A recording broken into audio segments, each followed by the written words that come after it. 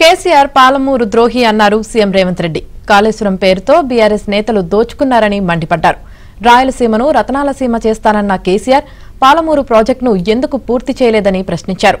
BRS BJP కలిసి అభివృద్ధి పనులను అడ్డుకుంటున్నాయని ఆరోపించారు.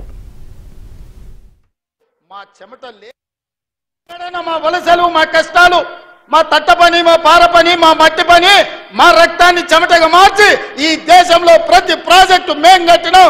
బాక్రానంగల్ నుంచి నాగార్జున సాగర్ వరకు, శ్రీశైలం నుంచి శ్రీరామ్ సాగర్ వరకు మా చెమట లేకుండా, మా రక్తం దార బొయ్యకుండా కట్టిన ప్రాజెక్ట్ ఏదైనా ఉందా అని చంద్రశేఖరరావు నేను అడుగుతున్నా.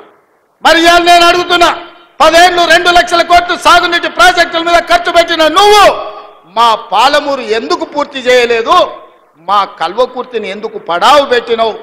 మా భీమా, నెట్టెంపాడు, కోయిల్ సాగర్, మా సంపద కొట్లాడిన తుమ్మిళ్ళ ప్రాజెక్ట్ ఎక్కడికి పోయింది? ఆర్డీఎస్ ప్రాజెక్టు ఎందుకు ఎండిపోయిందని నేను అడుగుతున్నా.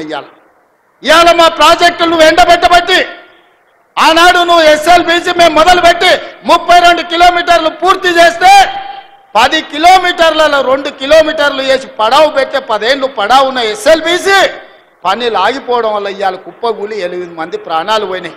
ఈ పాపం నీది కాదా చంద్రశేఖరరావు?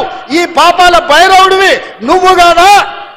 మా ప్రాణాలను, మా ఆస్తులను కొల్లగొట్టి ఇవాళ రాయలసీమకు నీళ్లు తరలించకపోతుంటే గుడ్లు అప్పగించి చూస్తున్నావు కదా. రాయలసీమకు నీళ్లు తరలించడానికి కారణం నువ్వు కాదా? ఆనాడు రాజశేఖర రెడ్డి ఉన్నప్పుడు పోతిరెడ్డి పాడు పొక్క పెద్ద చేసి నువ్వు మంత్రిగా ఉన్నప్పుడు తండ్రి నీళ్లు తీసుకుపోయాడు. ఇవాళ కొడుకు ముఖ్యమంత్రి అయినాక ప్రగతి భవన్లో పిలిచి పంచపక్ష ప్రమాణాలు పెట్టి రాయలసీమ ఎత్తిపోతల పథకానికి పునాదులేసింది నువ్వు కాదా? ఆలోచన, కర్త, కర్మ, క్రియ, రాయలసీమ లిఫ్ట్ చంద్రశేఖరరావు వేసిన పునాది రాయి.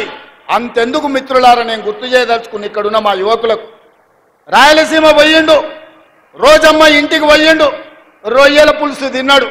ఏమన్నాడయ్యా? రొయ్యల పులుసు తిని రాయలసీమను రతనాల సీమ చేస్తాన్న సన్నాసోడేవాడని నేను అడుగుతున్నా.